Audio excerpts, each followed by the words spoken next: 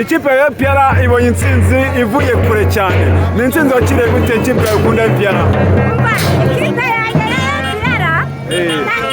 nabivuze kare umupira utari wakina navuze ngo turatsinda ibitego bibiri. Wari wabivuze? Nabivuze nyuma mbibwira umunyamakuru.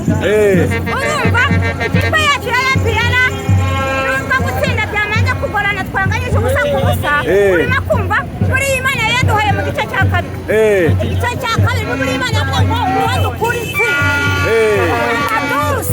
Mama Dusi. Igitego cya kabiri aduhaye intsinzi amanota 3. Nani umureyo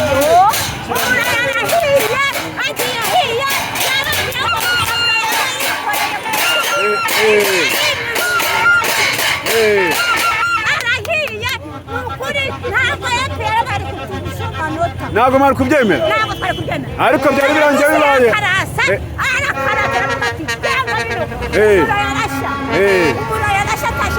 noneho buriya ni nk'aho mutsinzereye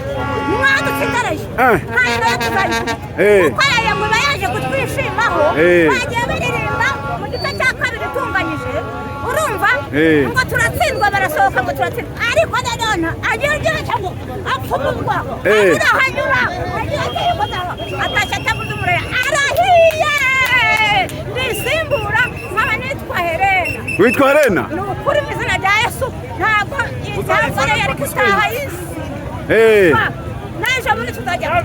umukinnyi wa Djibril Watara yatsinze ni wo byakiriye gute Djibril Watara gutsinda kwiwe? Djibril Watara atsinda igitego bwa mbere noneho mwari mumutegereje cyane nk'abakunzi. Djibril Watara yabifunguye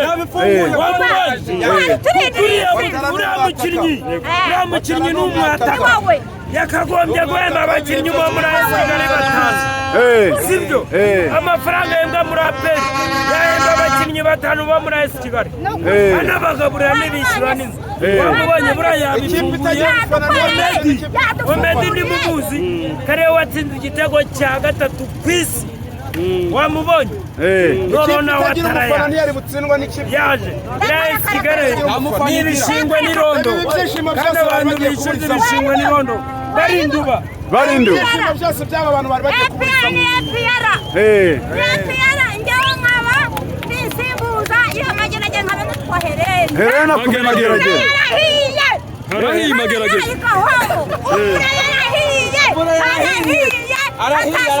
bari baje gushungera bari bahururanye iminzani bahururanye iminzani bahururanye iminzani baguye hasi bari kwikoresha iki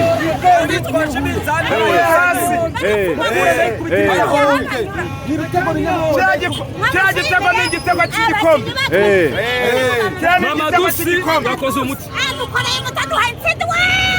Mama Dusi Imana imuhe umugisha cyane igitego cy'igikombe yego kabisa urakoze urakoze cyane Helena nani ariko tubone